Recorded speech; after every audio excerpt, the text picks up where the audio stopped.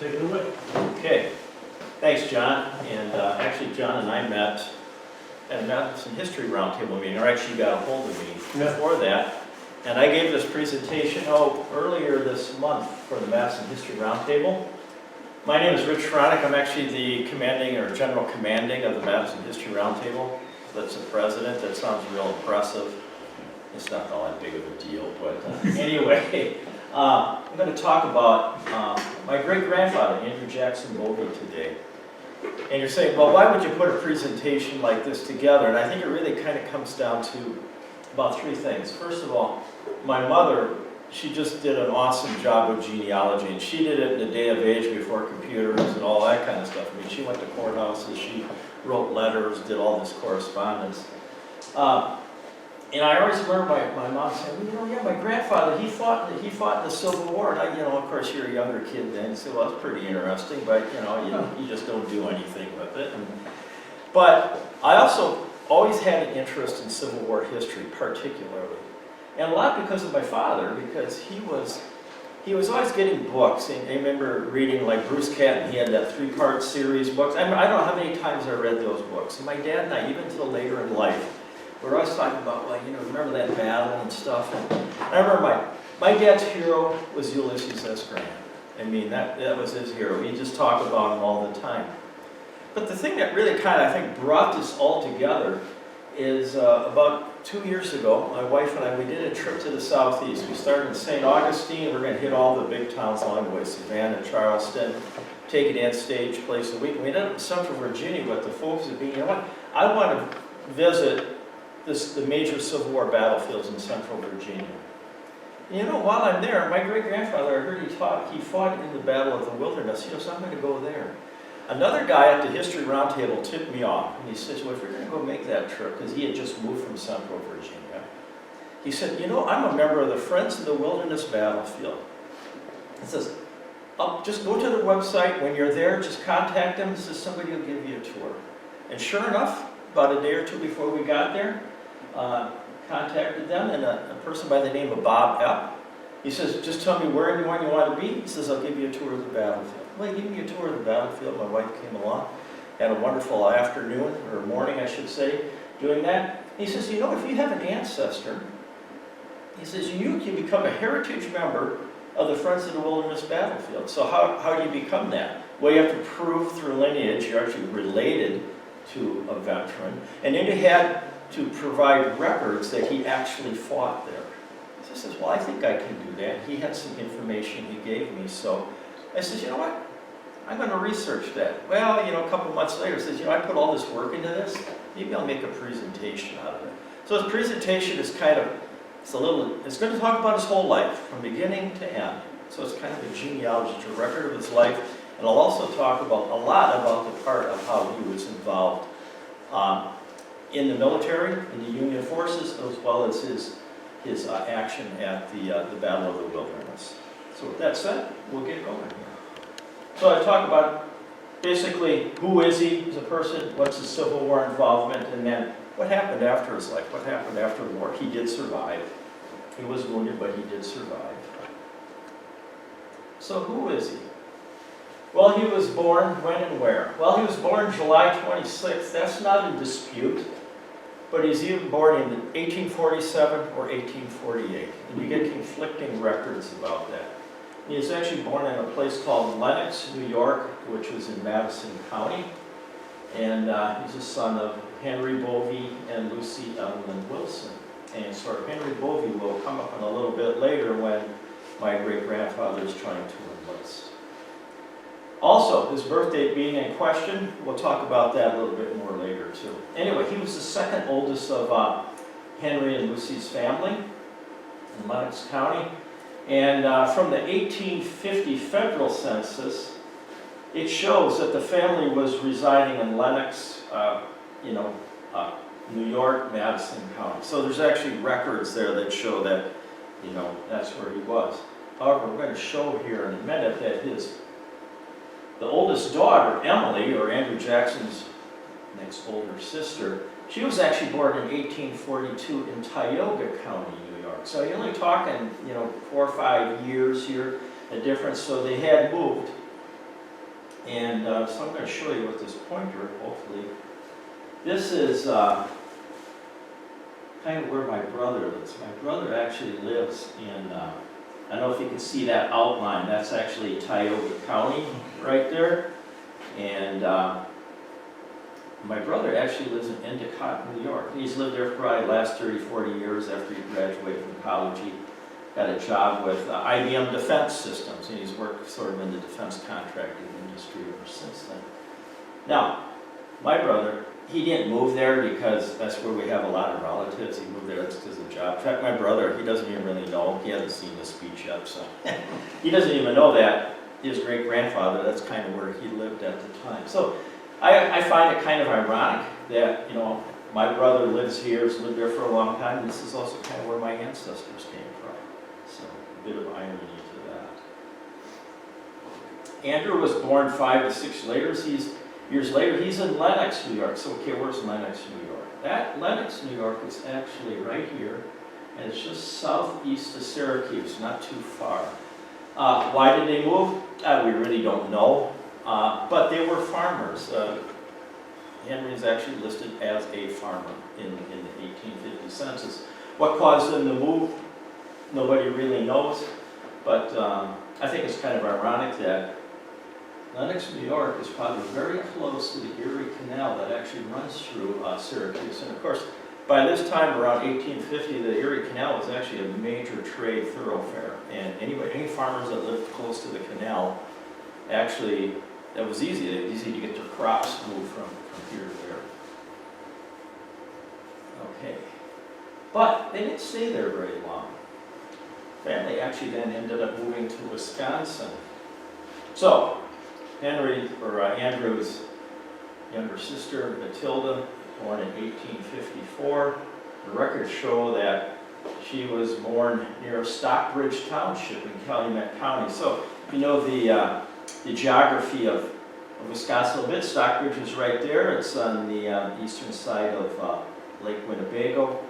And if you've ever been on the eastern shoreline of Lake Winnebago, you notice it's a high escarpment, and it's actually really good farmland in that area. And being farmers, that's most likely why he moved to this area. And if you think about what's happening, I'll get this in a couple of minutes.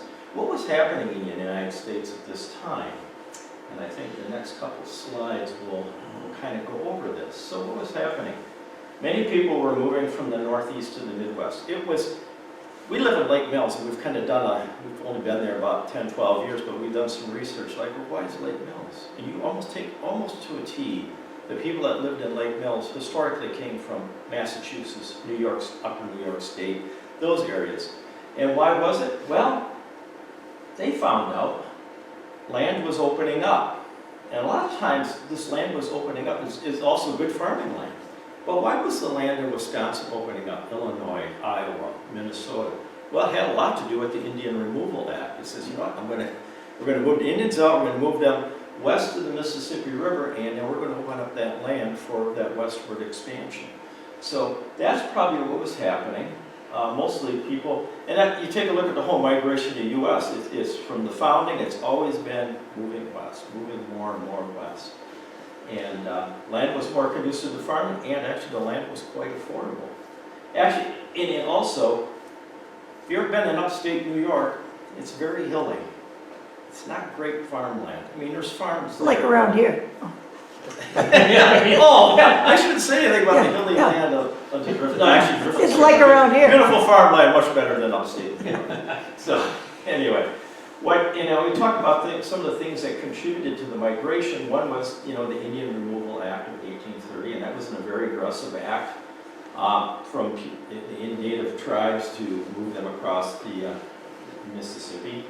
The law was really enacted by Andrew Jackson. He negotiated treaties with these tribes to move them. So you've probably heard of things like the Trail of Tears, actually the Black Hawk War. You kind of follow that a little bit. Black Hawk came back from his hunting lands one summer with his tribe, and they say, hey, well, and this was actually west of the Mississippi. Some people had already settled there, and he says, you guys are supposed to be here. So he went, forced kind of across the river, And also, once he crossed to the east side of the Mississippi, he's in land that he's not supposed to be in anymore. So then the U.S. sends the military against him, and they finally do track him down up north of Prairie du Chien. So, but anyway, the idea is what they called the Northwest Territories at the time, places like Wisconsin, Illinois, Michigan, Minnesota.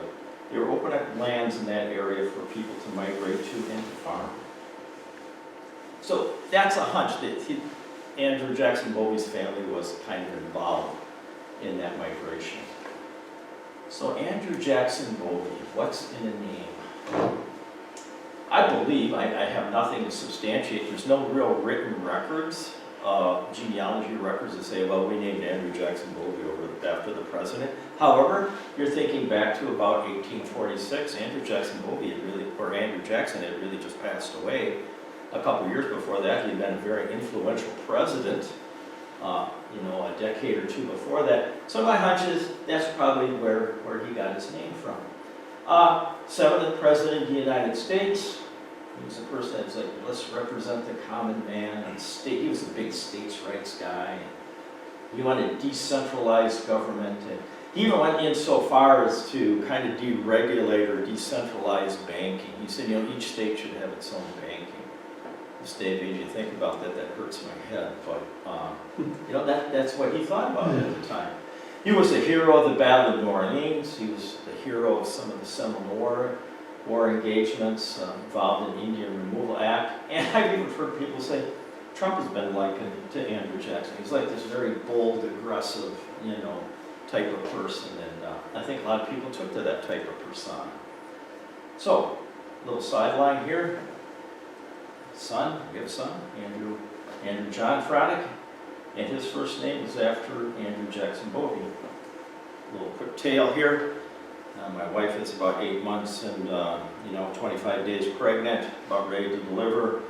And I said, so I'm going to give you a break. So I was going to take our daughter, who was only 2 years old at the time, I'm going to go up to the farm. I would call it the farm, so my parents were in Hannibal, Wisconsin. I says, I'll give you a break before you have to, go through this ordeal of giving childbirth. She says, yeah, okay, go ahead. So I'm up there, and my mom is big into this genealogy thing. And we actually had a different name for our son. His would be John Raymond. And we get talking, I said, well, maybe you want to name, talk to my parents, and well, maybe you want to name him, Andrew. I said, well, Andrew's a nice name. There's a connection here. So I came back home, we're on the way to the hospital, and I told Diane, I said, well, you know what? I think we should name our son Andrew. And she says, oh, it's like, my timing was just perfect. We were all settled on a name, and here I'm changing it at the last minute. So anyway, funny how things happen. So what I'm going to talk about now is kind of that family tree. I'm going to try to prove the lineage between Andrew Jackson Bovee and myself, because that's one of the first things I needed to do, become a heritage member of the Friends of the Wilderness Battlefield, is you have to prove that line, that lineage.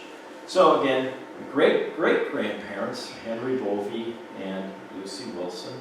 And actually, my mom can trace her side of the family all the way emigrating from France. So I think they were Huguenots, so it probably was a good idea to get out of France. So the maternal family tree, my great-grandparents, Andrew Jackson Bovee, and his wife, Phoebe Tenney, which happened to be his third wife. Now, this is the only known picture I have of my great-grandfather. Don't have any direct picture from when he was in service or anything even later in life. So, and that's his third wife, Phoebe Tenney, who my mother does remember. Andrew Jackson Bovee passed away about maybe 10, 12 years before my mother was even born. But she does remember Phoebe Tenney. She lived probably till my mom was 10 or 12 years old. Grandparents. I don't have a picture of my grandmother, but that's my grandfather, Jesse Arthur Bovee. And notice that he was born, I'm going to go back just for a second. So anyway, he's born in Lenox, New York, but by the time Jesse Arthur Bovee is born, the first son of Andrew Jackson Bovee, you notice he's born in Lang Lake County, Ackley Township. That's where I was born. I was born in Antigo, Wisconsin. I grew up in Ackley Township on a dairy farm. I did not really even know this until I started doing this research. So I thought that was pretty interesting. And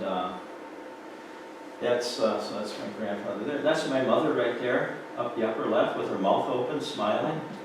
I think my mom was probably a little bit of a character. She was actually the youngest of a family, and then my grandfather actually had remarried, so he brought 2 siblings along with him, and then all of a sudden she wasn't the youngest one anymore, and you know, that could kind of cause problems. So anyway, here's my parents. They got married on January 1st, 1944 in St. Paul, Minnesota. That's where my mom grew up. She grew up in St. Paul. My dad, he grew up in Antigo, Wisconsin. He grew up on the farm in Ackley Township. So, and that's where he lived his whole life. Interesting side note about my dad. Look at this date. That's right during World War II, right? You're saying, oh, geez, what's he, like, home on leave or something, get married? No, he's not. He's actually the youngest of a family of 8. And actually, he was left home to take care of the farm. And everybody else kind of left. There were 7 boys in the family and one daughter. And but he was left home. My grandfather on my father's side was he was more of a politician than he was a farmer. He actually was a progressive during the late 1920s, early 1930s. He served in the legislature here in Madison. He was a good friend of the La Follettes. The La Follettes actually would visit him at the family farm. My grandfather was a much better politician than he was a farmer. So my dad actually talks about growing up and being by himself in high school, managing the dairy farm, walk to school, walk home, do all that stuff. It's kind of a fascinating story about him. He went down to Milwaukee to enlist. And they're talking about, okay, where you are and stuff like that. And they said, you know what, you're the youngest one in the family. We can't spare you. You're a farmer. Go back and farm and help support the war effort that way. So that's kind of my dad's story. I did have one other uncle that was a couple years older than my dad. He did go and fought in the South Pacific. And he survived. He was shaving one day and the bullet went right by his head, and so he was pretty lucky, but he did survive. Okay, so here's me. I was born on Christmas Day, 1954, again in Antigo, Wisconsin. With my wife Diane on September 27th, 1980. So, now, for the Friends of the Wilderness Battlefield, to become a member of that, now I proved that lineage. Now what I need to do next is I have to provide kind of his record, his military records, that prove that he actually fought at the Battle of the Wilderness. So that's what I'm going to go through next here. So I'm going to go back to the genealogy records. And the reason I'm kind of making a note of this right here is like, when was he born? You know, so this is Henry, this is Lucy, and this is Andrew Jackson Bovee, and it says here, July 26, 1848. These are printed records that my mom has. My mom has like these 3-ring binders with both my dad and my mother's side, and she has all these records with all these birthdays. It's a fascinating. She just did an unbelievable job of putting this together. And but then if you go to the next page, when it looks like directly at Andrew Jackson Bovee's records, it shows 1847.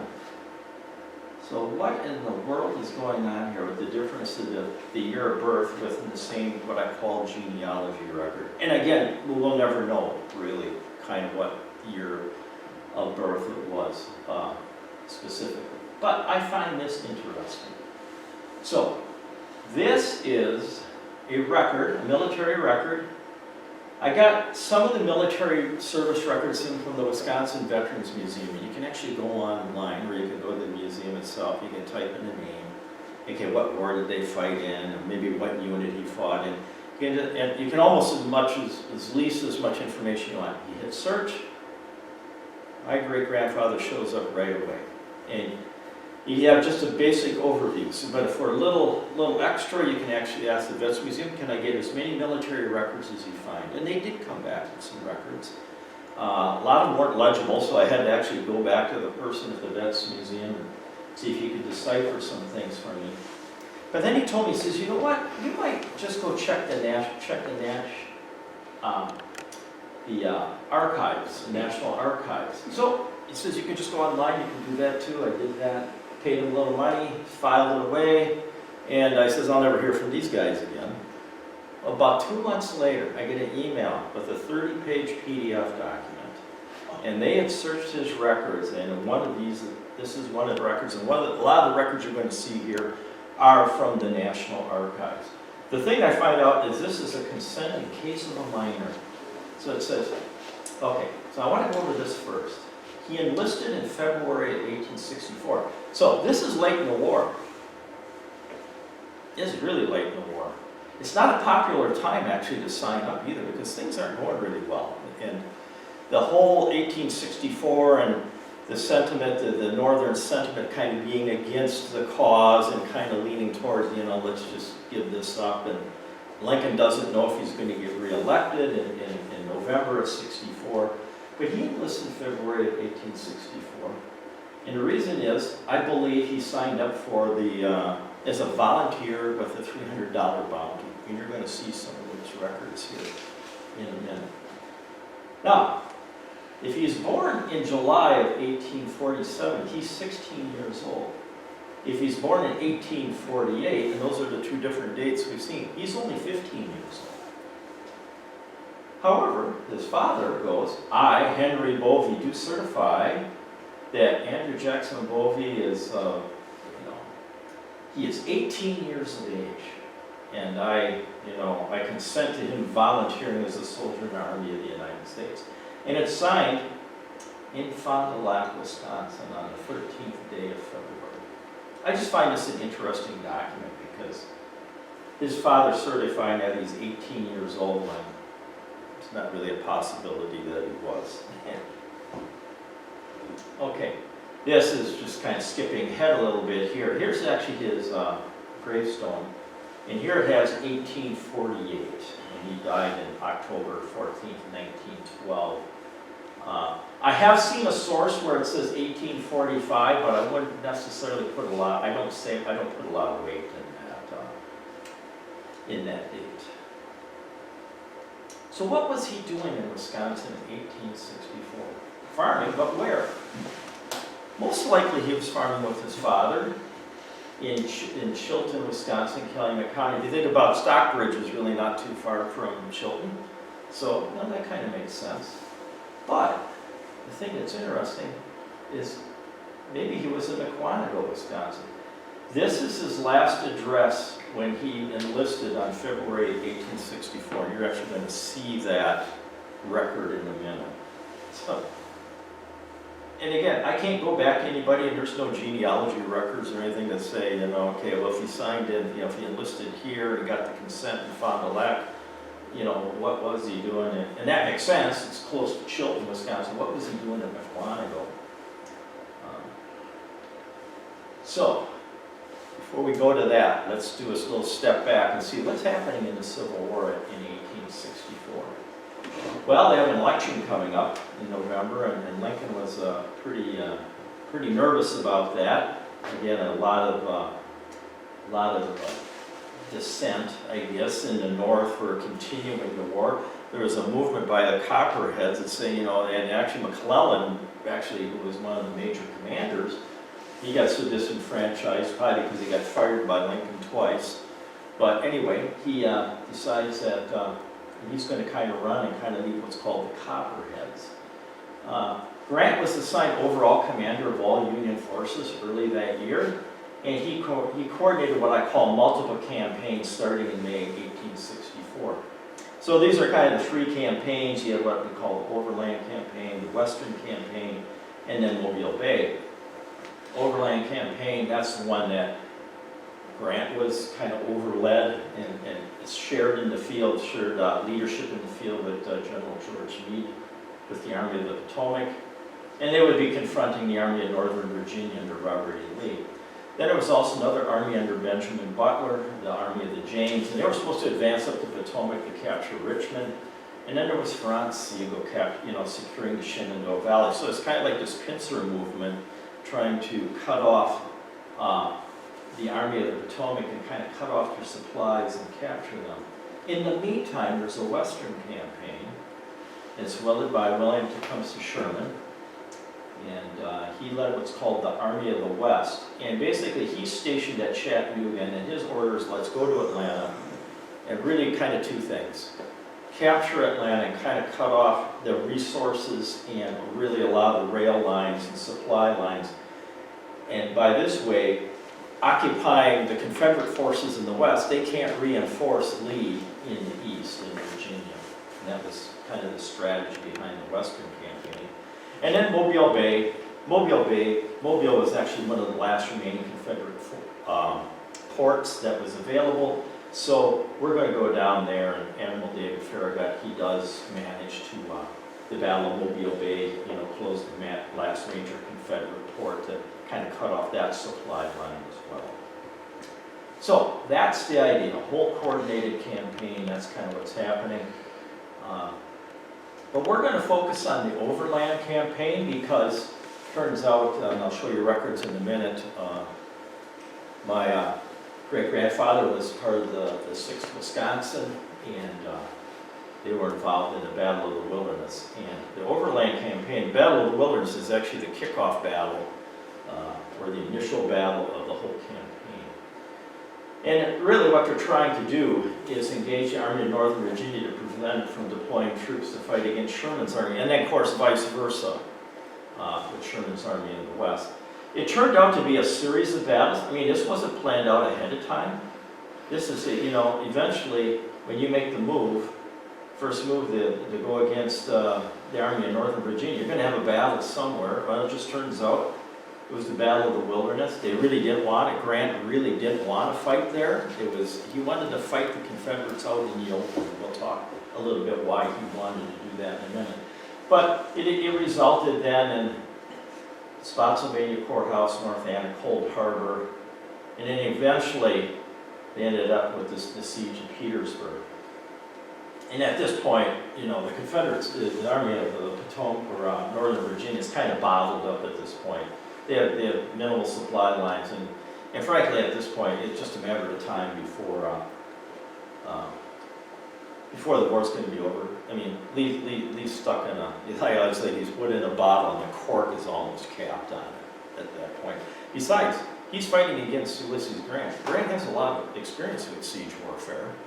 I mean, he did it at Vicksburg, and that's how they won theirs. They just surrounded it and starved them out until they didn't have any more supplies and had to surrender.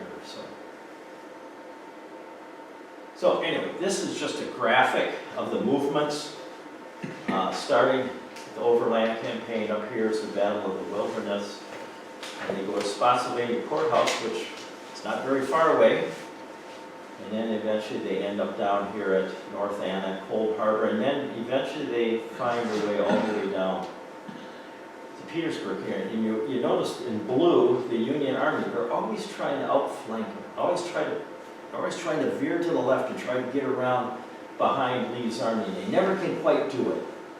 And then finally it ends up with the siege of Petersburg.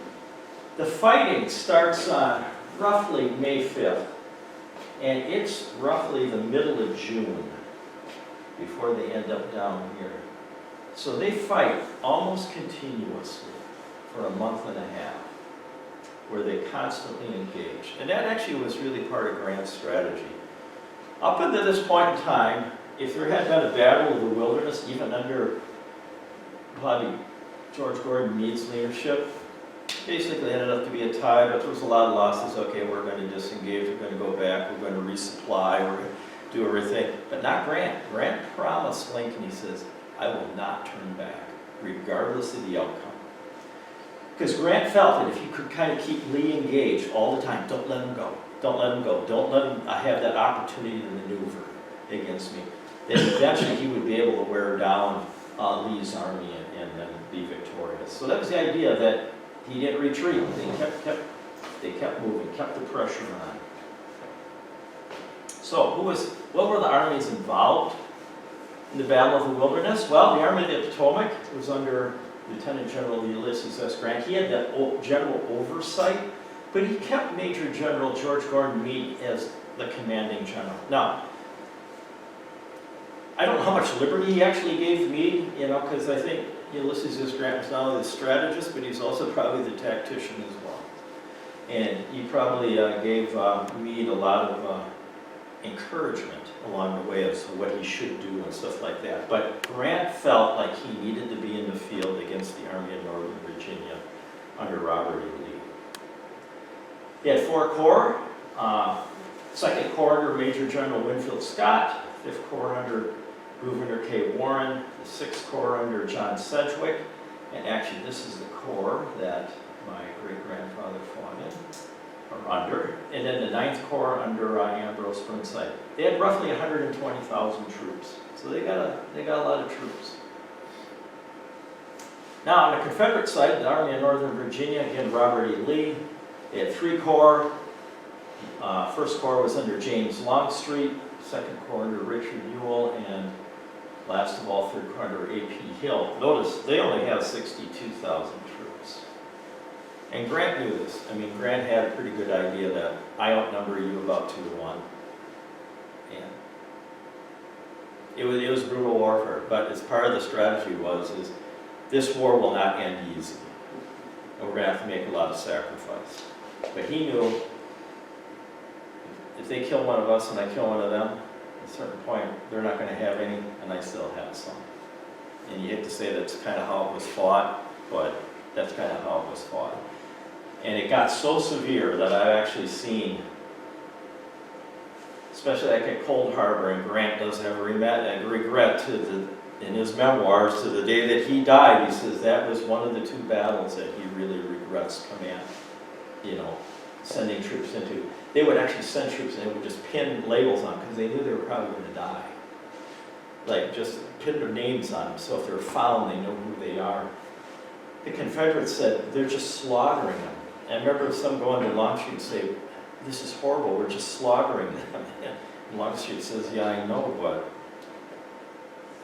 we have to win, you have to shoot them." They thought it was really, it's not like it was unfair, the particular battle, but Grant says, okay, we take losses, but we're still moving forward. We're going to wear you down. And, but it had a big impact on the Confederate troops as well. Okay, the Battle of the Wilderness itself, geography of the battlefield. I always say you really need to know about 4 landmarks here, 4 or 5. There's 3 roads, Orange Courthouse Turnpike and the Orange Plank Road. They're easy to confuse because they both have the name Orange in them. However, they do kind of run parallel, and I'll show you what happened in a minute. There's the thing, the Brock Road. The Brock Road kind of runs on the left-hand side, and it actually connects those 2 roads. There's a place called Saunders Field. It's where a lot of the battle occurred on the first day. And then the Brock Road Orange Plank intersection. That was where a lot of the battle occurred, especially on the second day. So I'll show you a map of the field. This is kind of how that lines up. These are great maps because when I went, Bob Epp gave us a tour of the Wilderness Battlefield. He actually came prepared. I mean, he knew about my great-grandfather. He had some records about him. And he drew these maps, these freehand maps. This is one, might as well use them if I'm going to present. So anyway, these are courtesy of Bob Epp. And what I'm going to show you here is, here's the Orange Plank Road. This is north, this is south. So the Union Army is actually moving north to south. And what happens is the Orange Plank Road is here, and the Orange Courthouse Turnpike is here. So you can see they're roughly parallel. The Brock Road runs to the left-hand side of the battlefield and connects the Turnpike, Orange Turnpike, with the Orange Plank Road. Now, this is where a lot of the battle occurs on the second day. End of the first day and all of the second day. This is where the majority of the fighting occurs on the first day at Saunders Field.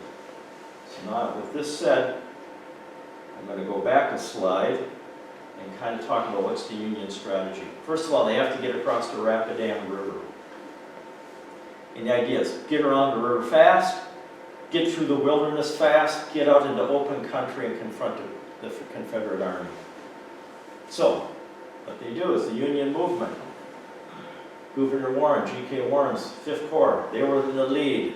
They had pontoons built. They got across the Rapidan River. His orders, keep going along the Brock Road. Get out in the open, get through the woods, because it's very thick as you get across the Rapidan River. Get out into the open.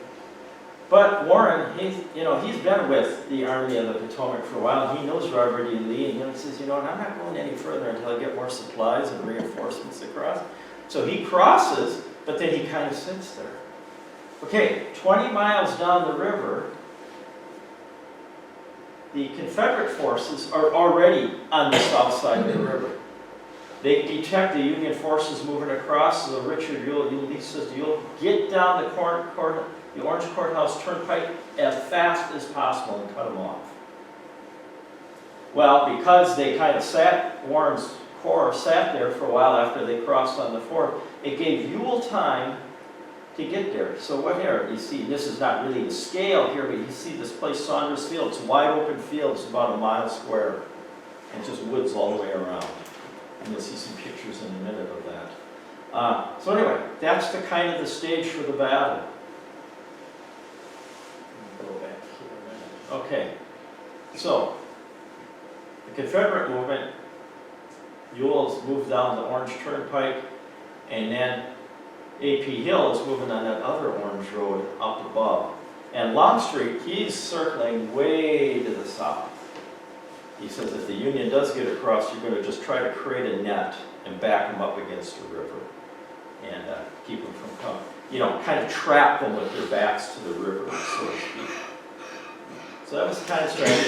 This is the day before the battle, May 4th, so everybody's kind of on the move now. There's no engagements. Where were the headquarters? Union had their headquarters. It was called the Elwood House. It's a beautiful plantation mansion. It's restored now, and you actually can do tours of it. Grant didn't stay there. He stayed in the tent. He's a very common person. Didn't put on any airs or anything like that. He had a tent only maybe a quarter mile from here. But anyway, not above Warren and Burnside being, Corps commanders. We want the best, so we're going to actually stay here. The Confederate headquarters was at a place called the Tap House, and that's where Robert E. Lee was. So if you think about where were they, right down around here where the Brock Road and Orange Courthouse Turnpike, that's about where the Elwood House is, and the Tap House is about where Robert E. Lee has his headquarters. Just give you a little idea. Okay, Saunders Field. So, Ewell's moving down the courthouse, Orange Courthouse Turnpike. Warren's trying to get across. He sees that he's going to get attacked on the flank, so he takes her right and he says, I need to kind of stop the Confederates from cutting us off. They meet in a place called Saunders Field. Well, Ewell is pretty smart. On the 4th, he gets to Saunders Field. He says, I'm going to build some earthworks right along the woods line of the field, and I'm going to let the Union Army come to me across a mile open field. And that's exactly what happens. Warren's 5th Corps attacks, it was kind of horrible. I mean, initially Warren's people, they stepped out into the woods in the open, and Ewell they just kind of crucified him.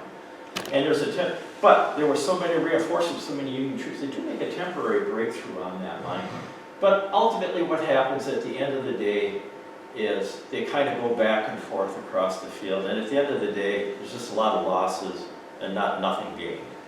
Now, part of the Union's 6th Corps arrives in support of Warren and broadens the front, but all that does is it makes worse casualties. And so this is the Corps, the 6th Corps, and I'll show you a map in a minute, that my great-grandfather was a part of. By 3 o'clock in the afternoon, it's basically a stalemate for the rest of the day. Now, the Orange Plank Road, what happens is A.P. Hill's Corps is coming along that road, and that was the road that's kind of to the north. Anyway, they're coming in. What's happening is, you'll see in the map in a minute, by that action, they can actually, by that time the Union has all their forces basically across the river, and Hancock's 2nd Corps is up near the Brock Road, Orange Plank intersection. What happened though is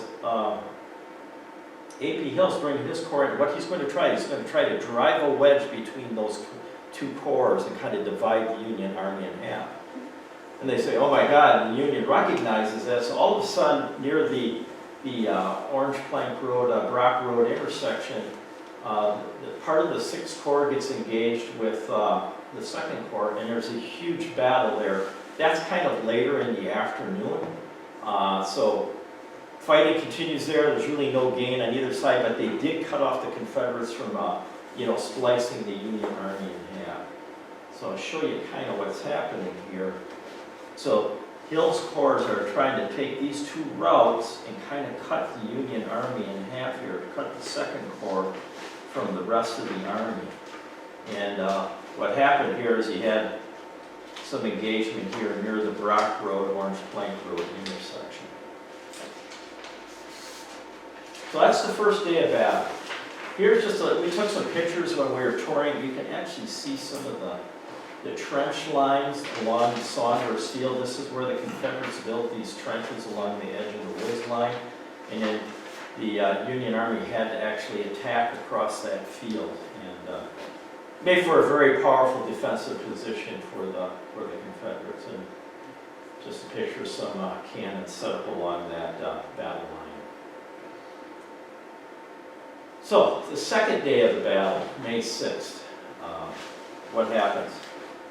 For the most part, nothing happens at Saunders Field the second day. They just kind of stand there and look at each other. There's really not a lot of active battle. But along the Orange Plank Brock Road intersection, that's where all the action is occurring the second day. So what happens is Hancock's 2nd Corps is given direction to say, early in the morning, we're going to attack, we're going to take off, and we're going to push A.P. Hill's troops back. And that's exactly what happens. They attack, they push them way back down the Orange Plank Road, and by noon, there's a Confederate counterattack by Longstreet Corps. Longstreet finally arrives on the field. He says he helps counterattack with Hill, pushes the Union Army all the way back to the Brock Road, Orange Plank Road intersection. However, just as the Confederates are ready to capture that intersection, James Longstreet is accidentally wounded by one of his own troops. So now all of a sudden he's out of action. And what happens when you lose your command of attack? And who's giving you direction? Well, Lee finds out about it, that Jackson's out of action. He says, I will take over, but this takes time. And in the meantime, it becomes a very disorganized attack. The Union counterattacks, and by the end of the day, we just had a lot of fighting along this here, and nothing is gained. So, but if you think about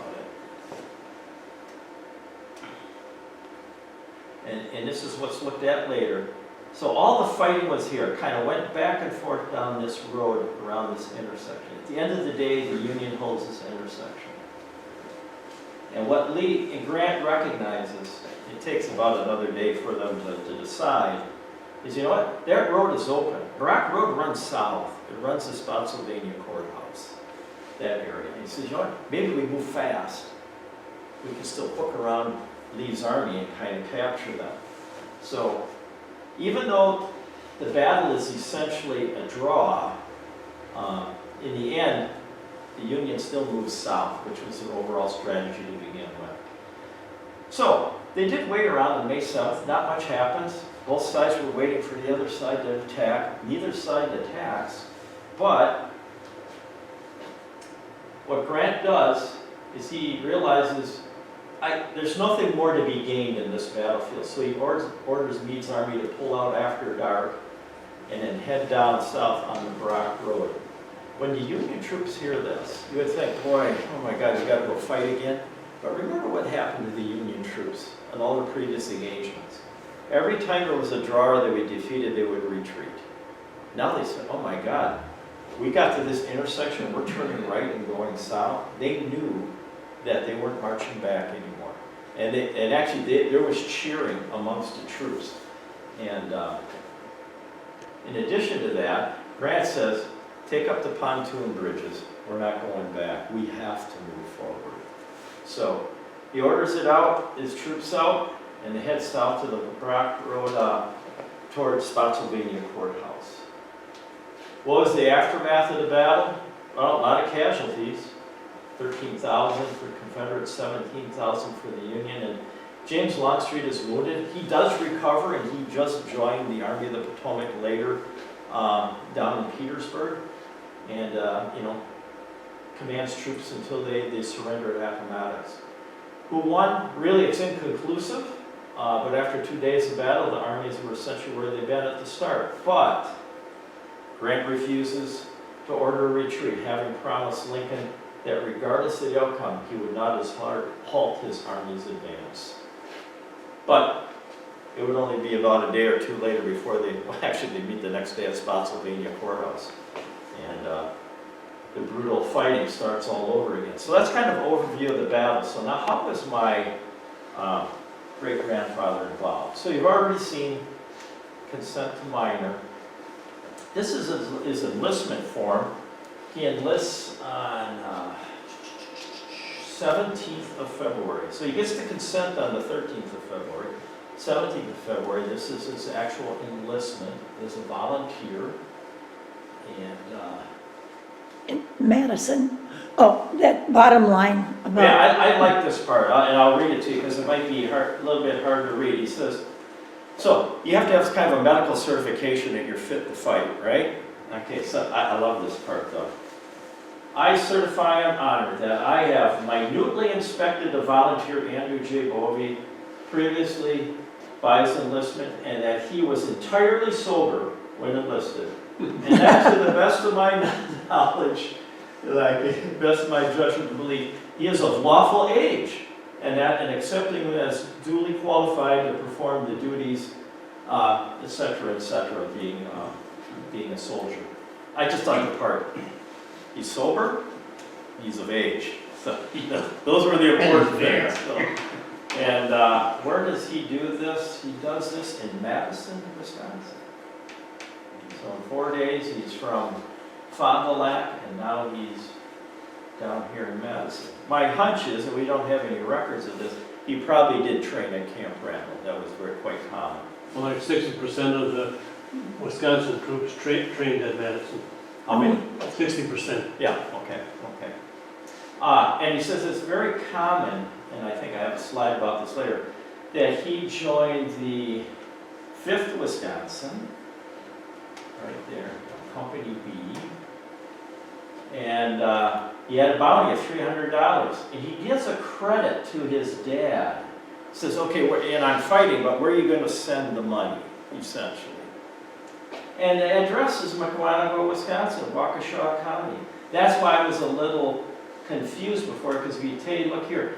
So when he enlisted, he got $60 payment right away, and he has $240 remaining. And it's just very hard to read here, but it says, where do I credit it to? Well, it's Mukwonago, Waukesha County, and I've never been able to figure out, well, why would it go there? Because evidently he had just come from a farm near Chilton, where his dad was farming.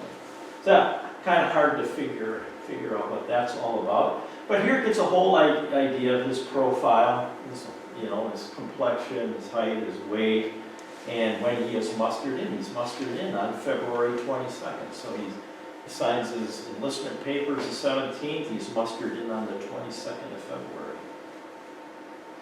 We think he trained at Camp Randall, and most likely that is because this is where the 5th Wisconsin Regiment was formed in July of 1861. And in addition, Company I, we had Company B before, and we're going to get into why there's different companies. Company I, the 5th Wisconsin, was made up of many men from Calumet County and Fond du Lac County, which is exactly where he came from. So, okay. And this is his deployment. So think about it. It's February 22nd, and he's in training. He's mustered in, he's training. March 9th, he's in Brandy Station, Virginia already. You're only talking like almost 3 weeks. So you probably gave him a gun or something like that, a couple of bullets, and said, get on a train or something. And I don't think he had a lot of training. However, between March 9th and May 5th, when the battle was, I'm sure there was a lot of training in the field. So I'm going to talk about a little bit, this is kind of his company, what they call the company description book. And it talks about it, and it's just kind of, I think this is kind of done in retrospect later, because this kind of talk about his history of service, what's called the descriptive book. And he says, this soldier joined his company at Brandy Station May 9, 1864. He permanently with his company doing his duty and participated in the Battle of the Wilderness May 5th, 64, when he was wounded by a musket ball passing through his leg above the ankle. He was sent to the hospital at Washington. He rejoined his company at Warren Station on December 21st, 64, but remained unfit for duty. And we'll talk about this a little bit, but this is kind of like probably written in retrospect sometime later. It's not actually dated, this company descriptive book, but just kind of talk about his history, what happened to him. So where was he specifically at the Battle of the Wilderness? Well, he was in Company I. Company I, and this is actually after he's wounded and he's in the hospital in July, because of all the casualties, and this was not unusual to do, they actually reformed companies, because some companies just didn't have enough men anymore. They would take a couple of companies and make a new one. So he enlisted in Company I, but that later is turned into Company B. But that wasn't until July after the Battle of the Wilderness. He was in the 5th Wisconsin. There's here Colonel Thomas Allen. He's captain of Company I. But he actually wasn't at the Battle of the Wilderness. He was actually in Washington, D.C. doing something different at the time. Lucky him, huh? And then, so Major Enoch Totten was put in command. He's part of the 1st Division, 3rd Brigade, 6th Corps, under Major General John Sedgwick. What was he doing? May 4th, the 6th Corps marches from near Brandy Station along the Germanna Plank Road, which is currently Highway 3 in Virginia today. They crossed the Rapidan River at Germanna Ford, and on that day they covered probably about 18 miles of marching. On the morning of May 5th, the 6th Corps marched 4 miles into the line of battle, setting up a line of defense along the Flat Run Road. And then from 10 o'clock to 3 o'clock that day, they deployed to the right side of the 5th Corps skirmishers along the Flat Run Road. They actually ended up capturing the 25th Virginia Regiment, which they captured about 300 troops. There's records of it in here, and actually, I won't take you through the fine print, but the military records from some of the papers, they had reporters that kind of moved along with the regiments, so they could report back to their states, to the local newspapers. And actually says, you know what, we captured these guys already, not a couple of weeks ago, and so they must have got let go, and they captured them again. So it's almost like they got to know their enemy personally. So anyway, you're going to see in a map here in a minute that the 6th Corps was kind of on the right-hand side of Warren's 5th Corps. And what they were doing is they were flankers or skirmishers, so the 5th Corps wouldn't get surrounded and captured. And I'll show you a map of that in a minute. This is just military records. This is a record from the Wisconsin State Journal on May 17, 1864. And what they would do is, again, there was field reporters, and it usually took a while to get to regimental records after the battle, and then like what were the casualties, what was the action, and then they would report it back to the papers, Milwaukee Sentinel, Wisconsin State Journal, and then a lot of these papers passed it on to other papers in Wisconsin. Anyway, this is kind of a description of what happens on May 5th, and I'm not going to take you through all of it, but it talks about capturing these Confederate troops, saying, you know, we've seen these guys before. So, kind of interesting reading some of these records. This is the movement that they marched. Again, the 6th Corps marched from Brandy Station. They marched on the Germanna Plank Road, and they eventually end up in the wilderness. That circle right there is where the battle occurred. And even in my mom's genealogy records, someone in her family, and I have to kind of go track that down, someone took a little bit of oral history from my great-grandfather, passed down from him, that made it into the genealogy records. And my mom, even in her records, says, yep, he was at Brandy Station on that day.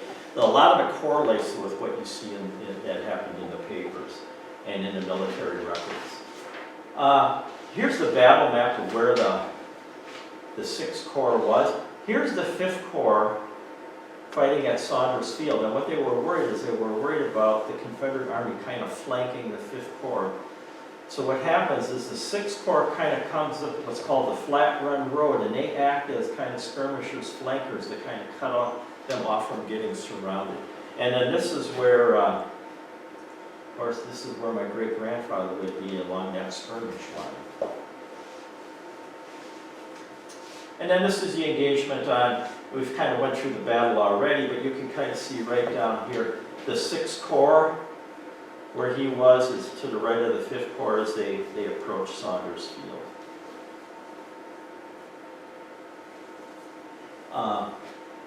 This is from my mom's genealogy records. This is these big binders that she put together. And again, it really confirms that he was wounded on the skirmish line, May 5th, passed through his right leg, just above the ankle, permanently aiming him. His degree of disability was from 1/3 to 0.5%. I really think what they mean is like from like a 30% to 50% roughly. But that's how it was typed up. This battle was lost by the Union. So whoever passed this record down thought, well, we didn't do very well. We lost it. In retrospect, it was really pretty much a draw. He was sent to Harewood Hospital in Washington, D.C. from May to July. And then, at that time, he deserted the hospital. I think, what the heck's going on? He deserted it. But anyway, he shows up later at the Harvey Hospital, which is in Madison, Wisconsin. And that building actually still stands today. It's on the north side of Lake Monona. And the reason we kind of know that, I don't know if you ever heard of the 1st Brigade Band, but we kind of follow them where they go. So a couple of years ago, they gave a little concert outside the Harvey Hospital. So I think it's a private residence again today, I think, but at the time, during the Civil War, we'll talk a little bit about the Harvey Hospital. He actually was discharged from the Harvey Hospital, and then he went back into action in December, and he was finally mustered out in July of 1865. And at that time, it's interesting, so this is December 4th, 1865, he applied for an invalid pension at Calumet County. So he went back home, kind of where his parents probably were, near Chilton or something. Age 17. I think he wasn't even old enough to fight when he goes back and applies at age 17 to get a pension. So I thought that was kind of interesting. These are some of the company records. They're called muster rolls. It looks like the muster rolls will run once every 2 months. So you kind of see here, May and June, muster roll. Prisoner absent. Well, he's absent. Well, he's absent because, well, he was injured by a musket, and he's at the hospital right now. So that makes sense that he's absent. By this time, though, oh, that doesn't happen until a little bit later. Never mind. Okay, talking about the newspapers and the casualty reports, it was unusual for people to try to get access to the newspapers to find out how's someone in my family doing, how's a neighbor, whatever. And actually, this is from the, I forget which paper this was from, I think it was the Wisconsin State Journal on May 19th. So here you're talking about roughly 10 days after the battle. This shows up in the Wisconsin State Journal, and it shows my great-grandfather was wounded for Company I. My great-grandfather, A. Bovee, leg, wounded. So I thought that was kind of interesting. Actually, one of the people, the Friends of the Wilderness Battlefield, actually pulled this record up for me and gave it to me because he knew I was doing research. And they know everything about every regiment that ever fought and stuff at the Battle of the Wilderness. Some very, very astute people that worked there. So I got that from them. It was very helpful. And I'm not going to spend a lot of time going through all of these muster rolls because every 2 months.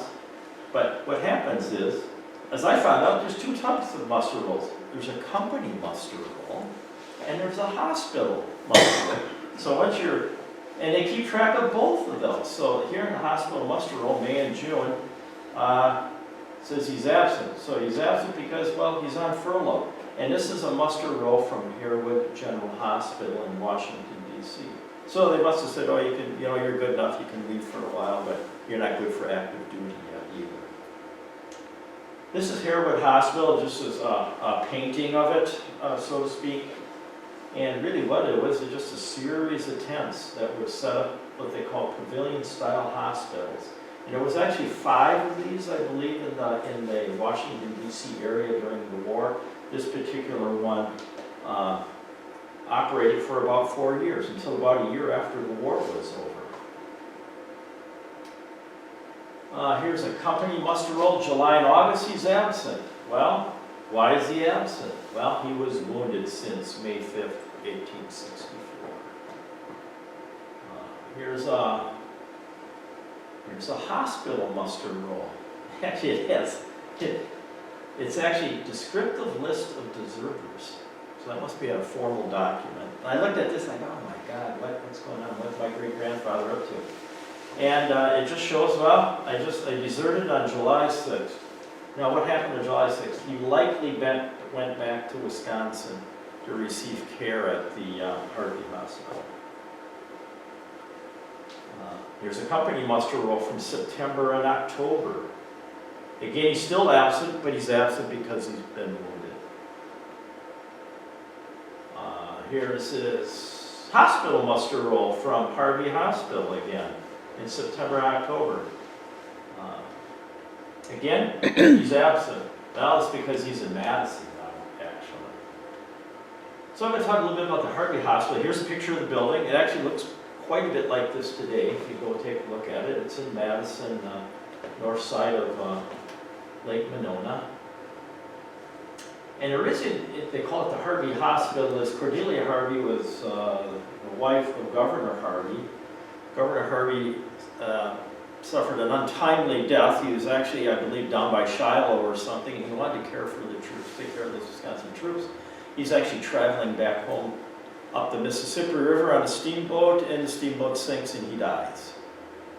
So Cordelia Harvey says, you know, I'm going to take over what my husband intended, to try to take good care of Wisconsin troops, give them a place they can be, you know, recuperated. So she actually goes to Lincoln, or gets in touch with Lincoln, and convinces him to open the Harvey Hospital in what's called Farwell's own home, so that the soldiers could return to a familiar climate to recover from disease and battle wounds. And that was a big concern, because fighting down south, they felt it was unhealthy, fighting in that warm, humid, bug-infested air. They thought it would be better to recuperate back in Wisconsin. And I think my great-grandfather took up that call.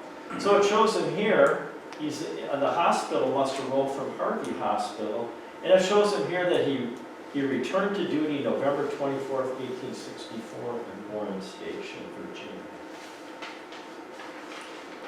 And here's his company muster roll, and it says he's present. He finally showed up again and returned back to active duty. However, he was not eligible actually to fight anymore because of his injury. He was only a third to have this, you know, capacity. So probably what he did is he probably was part of what they call an invalid corps. And what the invalids did, they couldn't actively fight. They were the ones that would go to help take wounded off the field, care for them. They probably did other types of work in the background to help support the regiment, but weren't actually active frontline troops. But there's no record of that, but that's just talking to people from the Friends of the Wilderness Battlefield. That's probably what happened. So these are just different muster rolls through the end, through June of 1865, and it shows that, you know, he's present. Now, this is a certificate of disability, so he needs this certificate to apply for the pension. It has to be done by a doctor. And really kind of what this is saying, this is his discharge certificate of May 17, 1865. So when was the war, quote, officially over? Well, after that. A lot of people take a look at April 9th, 1865 as being less the end of the war. You know. And actually, a lot of the Army of the Potomac was kind of decommissioned, shortly after that date, so him being part of the Army of the Potomac. So he is going through this certificate, and again it describes his whole history of who he is when he enlisted, and then it talks about his certificate of, yeah, he was wounded, things like this. This is a disability, so this now provides evidence that he can apply for a pension. And these are his discharge documents. If you think there's a Paperwork Reduction Act today, take a look at every one of these. Somebody that knew him at whatever level, all these things here had to be signed as part of his discharge documents. How they kept track of all this, I don't know. It's crazy, but it's also amazing how good of records they kept back then. I mean, this is kind of amazing, but yet still quite laborious. He is actually finally mustered out on July 11th, 1865 in Jeffersonville, Indiana. I have no idea why Jeffersonville, Indiana. How do you get there? I don't know, from Virginia. But how do you get home? I don't know. Probably hitchhike a train or somebody, or walked or something, but he eventually makes his way back to Chilton, Wisconsin. And this is some of his discharge documentation. We talked about this already. He applied for the disability at a place called, at the post office at Brant County, or Brant in the county of Calumet. If you take a look up at Brant, it's probably like, it's an unincorporated community in the town of Chilton. And Brant probably has, like most little towns, probably has like 2 bars, a church, a few things like that in Wisconsin. Not much to it. What happened after the war? Well, he's married 3 times. Don't get the wrong idea. And his first 2 wives passed away from, I think, natural causes. There's anything malicious going on or anything. But anyway,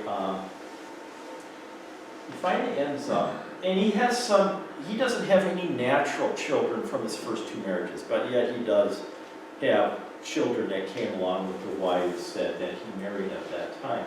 So he's getting married, and first time, only a couple years after the war, 4 years after he's discharged, in Chilton, Wisconsin, marries this lady. She has 2 prior children. And most likely he's farming, even though it's not documented, but he's still only 21 or 23, depending on birth year. And he's probably farming, and he's in that Chilton, Wisconsin area. Second marriage is about 8 years after his first one. Now he's in the area of the town of Union in Waupaca County, west of Clintonville. This is where his second wife, Sophia Minor, was from that area. Again, they didn't have any natural children. His occupation, again, most likely a farmer. And so that's that. Anyway, second wife passes away. He gets married for a 3rd time.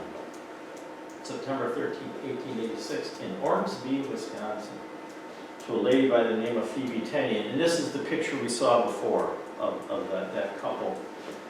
And Ormsby, Wisconsin. Now, where's Ormsby, Wisconsin? Well, I'll show you a map in a minute.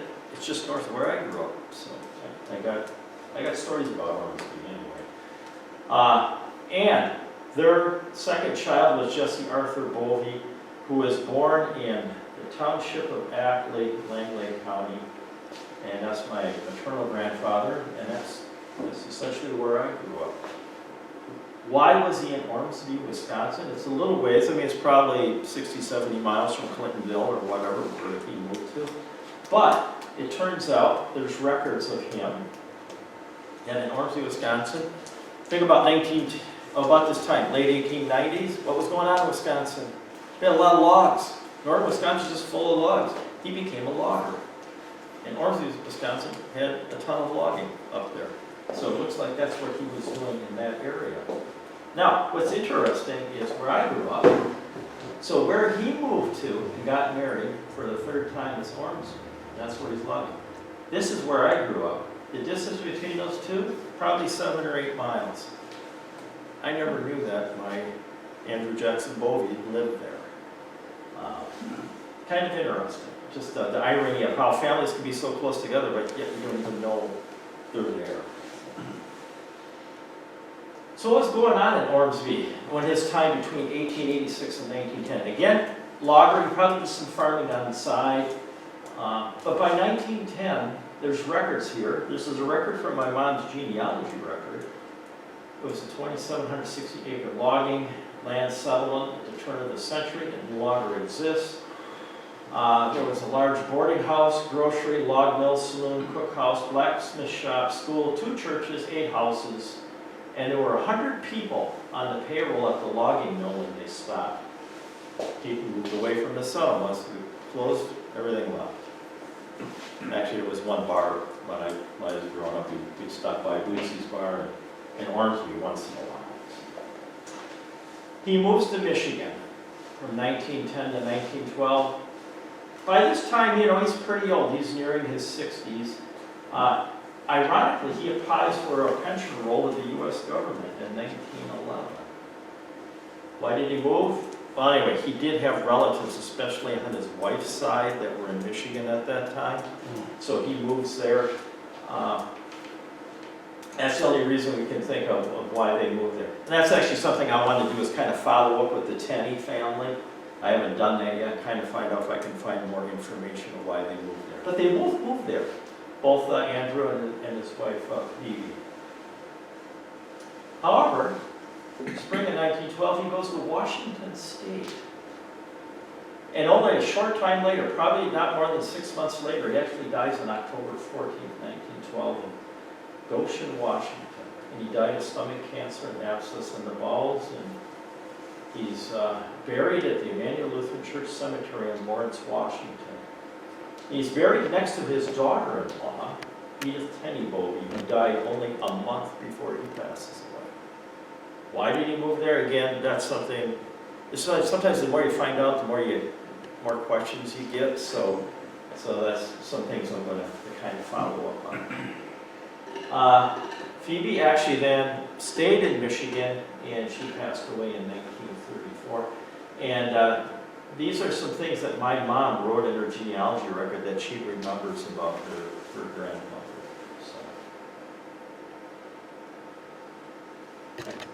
So Friends of the Wilderness Battlefield. So I've been able to prove lineage to a veteran of the battle and provided the military records. And thanks to Bob Epp. Bob Epp was the guy. He gave us the tour of the Battle of the Wilderness Battlefield. And he also helped me kind of go through the process of being a heritage member of the Friends of the Wilderness Battlefield. People say, well, did you ever make it? He says, yep, here's the certificate. But probably even more importantly, I got this hat. I got this hat that says I am now an official member of the Friends of the Wilderness Battlefield. So it's been a great experience. I really enjoyed putting this together. And I think my summary is the more you find out, the more you want to find out.